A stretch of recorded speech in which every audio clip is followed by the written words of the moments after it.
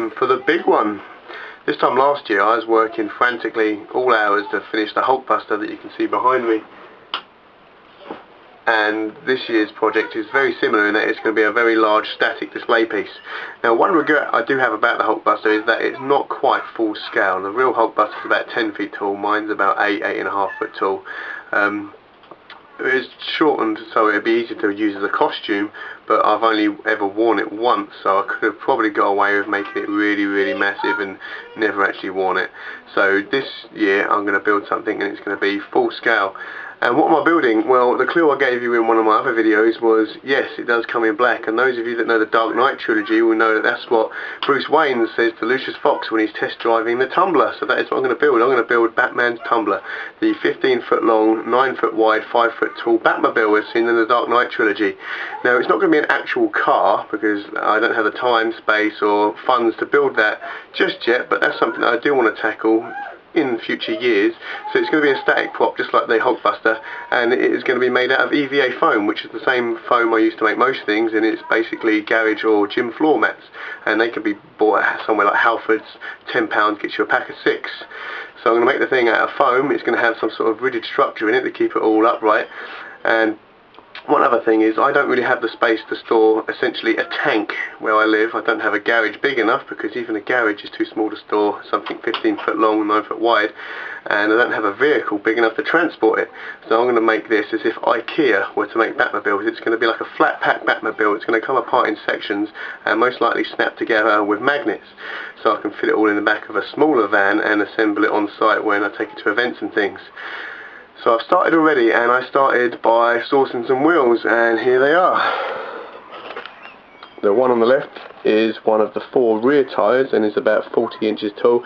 The one on the right is one of 2 front tyres and is about 30 inches tall. So they're pretty big. Essentially you've got, like on the right there, a drag racing tyre, and on the left is similar to like a tractor tyre, so they're massive. These, however, aren't real tyres because they would run me loads of money. The one on the right, they sell for about 300-400 quid each, and the ones on the left I haven't even looked up because the price of the smaller ones put me off so much. So these are, as you can see on the inside, made of foam mats as well. So this is what these foam mats look like. They come in packs of 6, £10 for 6 from Halfords. And I basically drew cardboard template of a 40-inch diameter circle,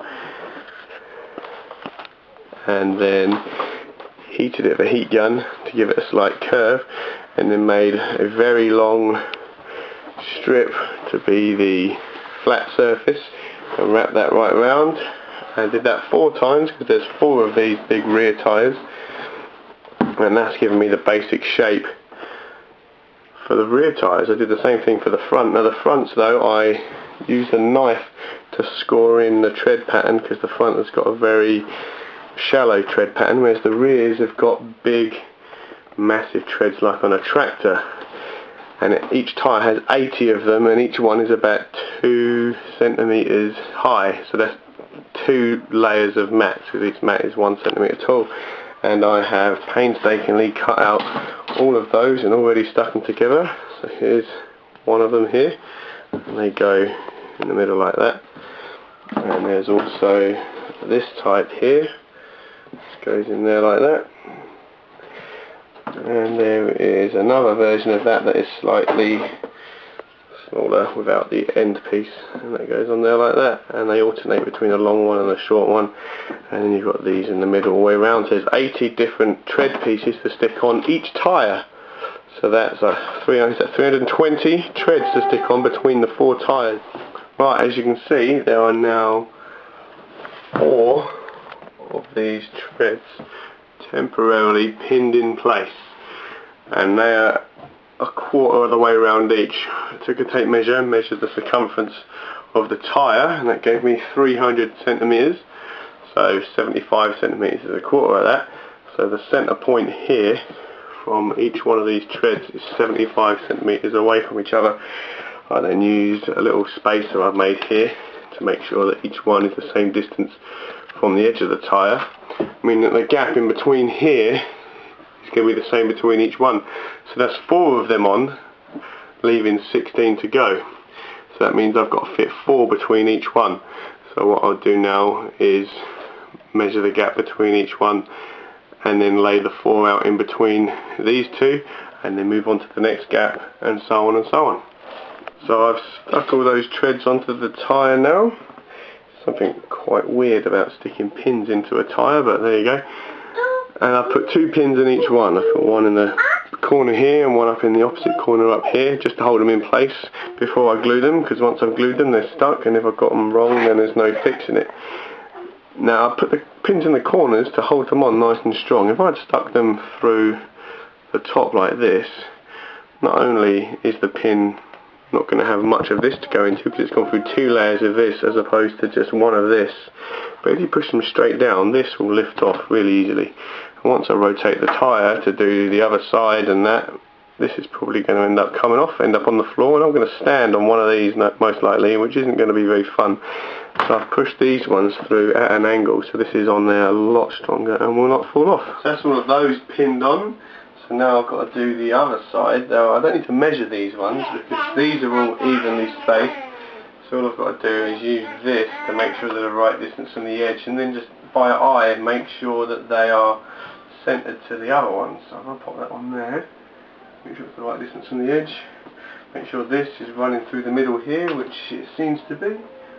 Chuck a couple of pins in that on the top and the bottom. And then move on to the next one. Give it a bit of a bend.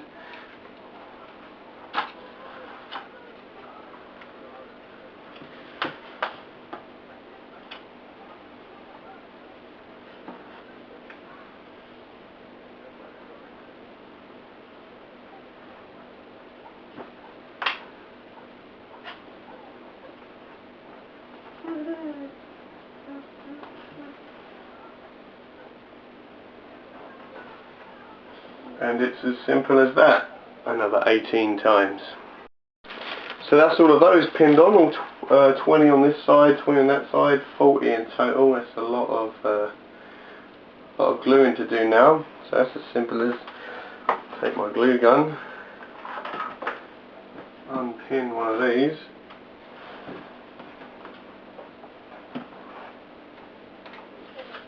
chuck some glue on this side,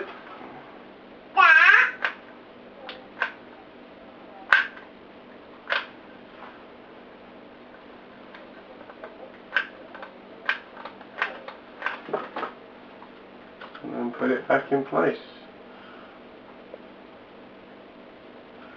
And then repeat that loads and loads and loads of times, and it is very tedious and quite boring. Right, all these centre treads are glued on, so no more of those to do, which is good.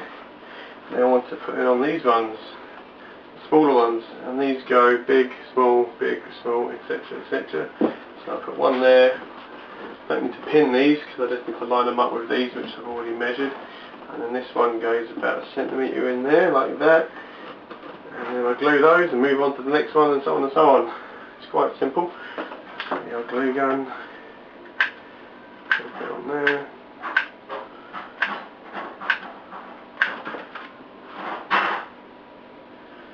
Press that on there like that. The reason I haven't put the actual wheel hubs on these yet is so I can reach on the inside of these and push against the inside. If I close these off, I won't be able to do that. I mean, only one side is going to be closed off, but it'll be a pain having to reach all the way over when I come to do that side. So I put that one on, and now I'm going to immediately do this one. Hopefully save some time by holding them both on together. I've got 2 hands, I may as well hold 2 pieces on here to dry at once rather than just the one, because my glue doesn't dry as quick as I can stick these on, which is a bit of a pain. And I've only got 2 arms and 2 hands, so I can't hold more than a pair of these on at a time, so this is going to take quite a while. I've got another 38 of these to stick on. So done on this side, didn't take long, probably took about 15 minutes, so that's not too bad. Now I'm going to flip it over and do the other side, and then this tyre is almost done. So glued all of the treads on inside and outside now, so that's all of the wheels with all their treads, which is good. Now it's time to add some details to this to make it look more like a real tyre. So I've cut some craft foam into really thin strips, and I've done some teeny tiny bits, and the idea is to put these bits along here like this, and then use these to make a big circle around here, just to give it some more detail so it's not just plain and boring.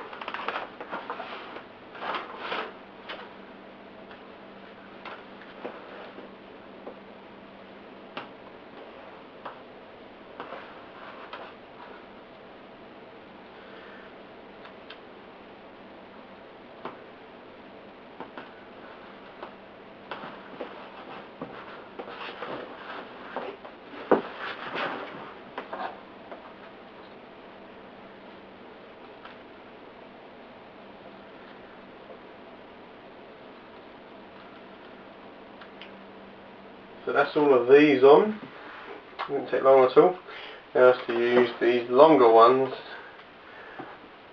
to make a ring, joining them all up. I'm just going to do it freehand. As long as it's mostly circular, it's not going to be too bad, I think. That's how I did the other three. Just following the contour of this in here with the guide. Being sure not to pull these too tight. Otherwise, if they're stretched and you stick them down over time, they're gonna try and pull back to their original size and just come unstuck, and there'll be gaps between them, which won't be good. Right, so that's all 4 of the tyres done. They just need painting. All of them have got the treads on, which is quite tiring work, but I think they've turned out really well. No? Okay, whatever. But anyway, yeah, they're ready to paint. I'm not going to put the wheels in yet, the actual alloy wheel area, because I don't want to get black paint on them. And I'm going to have to make them so they're removable somehow as well. Anyway, probably with magnets or something. So there's no point making them and gluing them on until these are painted. But it's almost midnight now, so it's a bit late to get the paint out, and I don't want to paint it indoors because I get black paint everywhere. So I'm not going to do that till tomorrow. But it doesn't mean anything to you, because it's going to be tomorrow in an instant. In fact, I'm going to snap my fingers and I'm going to be in the garden, and it's going to be nice and sunny, and I'm going to have the black paint out. Magic, here I am, painting a tyre in the garden in the sun. And it's taken ages, because I've got to get in between all of these treads, and I've got 3 tyres to do, and I'm doing it with a brush because I can't roll them in between the treads. The type of paint I'm using is just a standard Dulux house paint. It's a silk paint, so it'll have a bit of a sheen to it, and I'm going to use a similar stuff but in matte to paint the rest of the car. This stuff flexes with the foam rather than cracking like automotive paint would do, so that's my choice for using that. And where it's relatively thin, it brushes on really well. I'm not sure whether I'm going to need 1 or 2 coats. Now, judging by what I've done already on this tyre, I think it's going to take about an hour to put 1 coat on each of these tyres, so I'm hoping that it is only 1 coat I need rather than 2. I'm going to be out here for ages. So yeah, it's going to be pretty boring you watching me painting a load of tyres for hours on end, so that's going to be the end of this video. In the next video, the tyres will all be done. I probably would have made the wheel hubs to go in them as well. My magnets arrived today, so I can experiment with snapping various pieces together to keep the panels of the car as flat as possible, so they'll be easier to transport and store. So that's it for this video. Make sure you tune in for the next one in a few days to see how I tackle the body of the car. Bye bye.